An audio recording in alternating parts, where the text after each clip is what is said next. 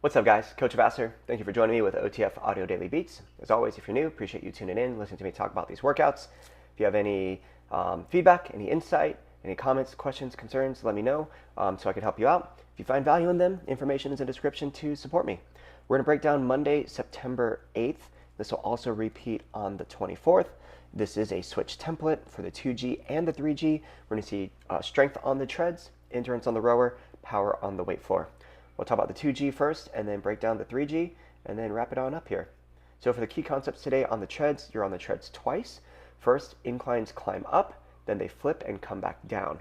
The rower will kick off each block with a 500-meter row. Keep your intensity in check. This is prepping you for explosive moves on the weight floor. And then on the floor, you'll be there twice.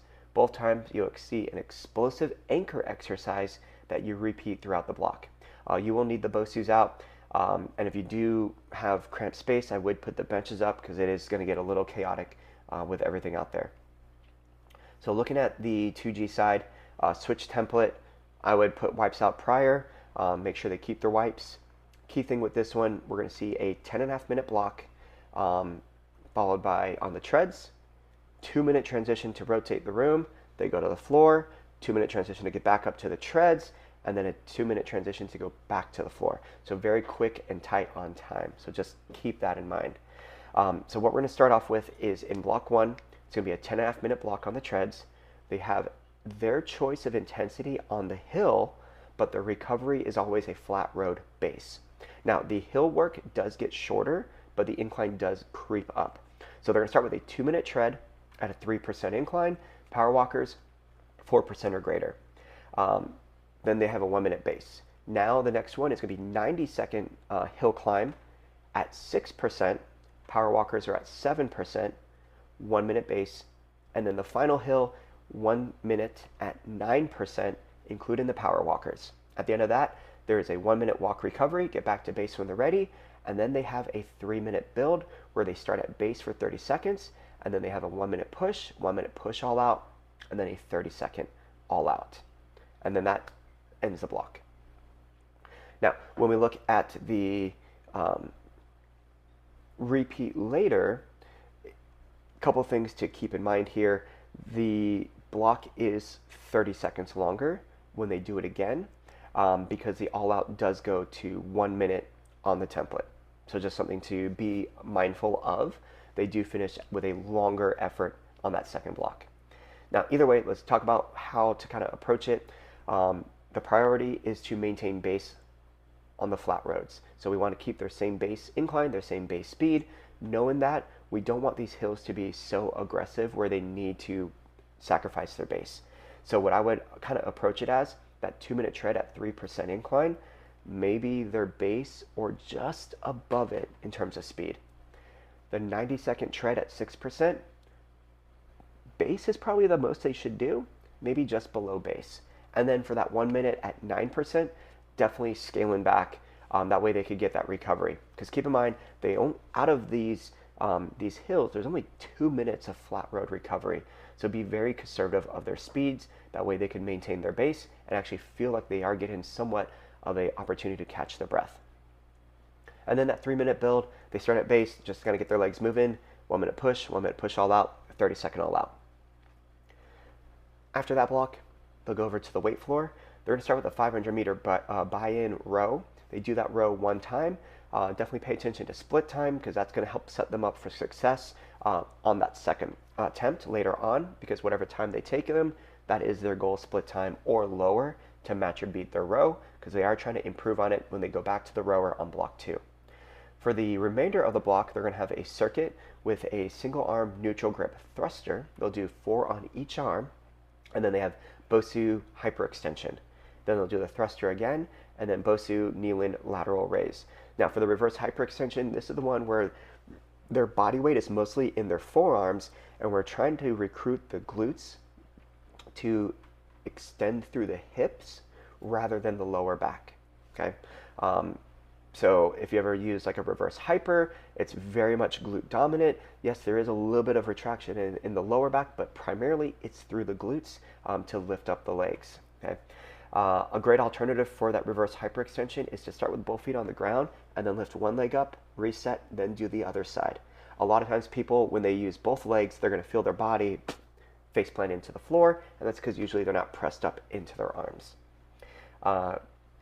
If you don't follow him, Coach Rudy, coach in OTF, he actually had a really good video about the differences between the reverse hyperextension and the back extension, posted a while back. It'll probably get posted again, so definitely check that out. Love his contact. He's got some great stuff as far as like the technical aspects for the coaches more so than the members. So everything he says is very coach talk, trainer talk versus member talk. So it's good for you guys to help educate, but think about how you could approach it to make it make sense for the members. When we head back to the treadmills, the inclines flip. So they'll start 1 minute at 9, flat road, 90 seconds at 6, flat road for 1 minute, and then 2 minutes at 3%, 1 minute walk. And then their build now is going to be that 30 base, 1 minute push, 1 minute push all out, 1 minute all out. So that second time on the treadmills is 30 seconds longer. So just keep that in mind. On block 2 on the floor, they're going to start with a 500-meter row, match your beat. They'll wipe it down, and then they go into the Bosu Kneeling hip thrust, low to high chop. So as they sit back, dumbbells down by the hip. As they squeeze the glutes and become more upright, dumbbell comes up, crosses over to the other side shoulder, and then back down. They'll do 4 on one side, 4 on the other, and then the body weight, thumbs up, Y raise.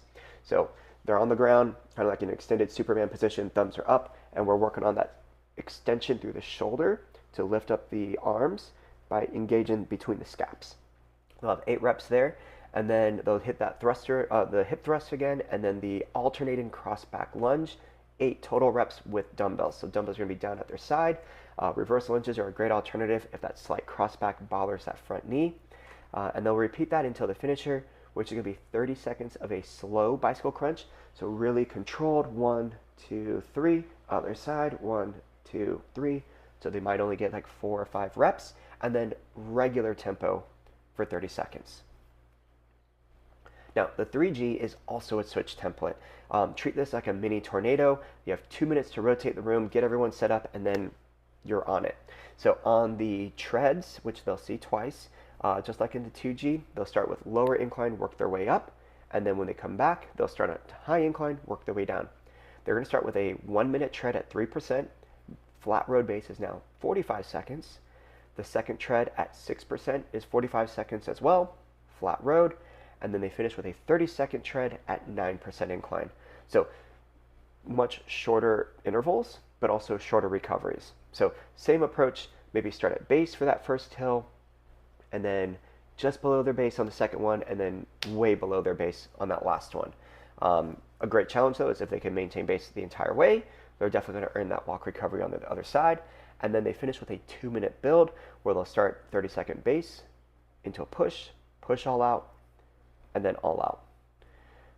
Block. Then they'll go to the rower. For the rower, it's going to start with a 200-meter push, or a 2-minute push row, and then in and out hops. So feet are together, they hop out, back in. So it's like jumping jacks. And the goal is to complete 2 rounds, and then rest, and then row until time is called. So a 2-minute push row, 10 hops, 2-minute push row, 10 hops. That's probably going to put them right around 5 to 6 minutes, depending on transition time. They'll catch their breath and then row until time is called. Very much endurance mindset. So for the people who are rowing, try to keep their stroke rate somewhere between 26-ish up to 28. Leg drive, 6, 7 out of 10. That way they don't gas out. Another way to kind of challenge them is, hey, can you match your distance between those 2-minute efforts?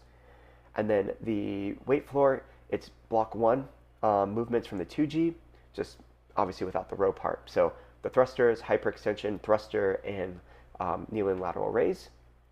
After everything, they go back to the treads, and then just like before, they'll start at that high incline and work their way down. So 30 seconds at 9%, flat road, 45 for 6%, flat road, and then 1 minute at 3%. 45-second walk recovery, and then their build is the exact same thing. So start at base, push, push all out, 30-second all out. Rower block is set up the same way, but now they're going to do 2 in and outs, and then 4 foot exchanges. That makes 1. They have 5 of those. Okay, so start with their feet in, out, out, in, out, out. and then 1, 2, 3, 4. Cool, cool. 2 rounds, and then row until a 30-second all out. Actually, I take it back. The 2x in outs is the hops, so 1, 2, and then 1, 2, 3, 4. That's 1. It's complicated. Definitely look on the exercise library, make sure you do it right. And then the second floor block is the same floor block as a 2G, so the hip thrust with the thumbs up, hip thrust, cross back lunge, rinse and repeat, but the finisher is just 30 seconds of a standard tempo bicycle crunch. Very quick paced on that 3G, so definitely be very aware and mindful of the timing of it. 6.5 minutes for every block, 2 minutes to rotate the room and get them going.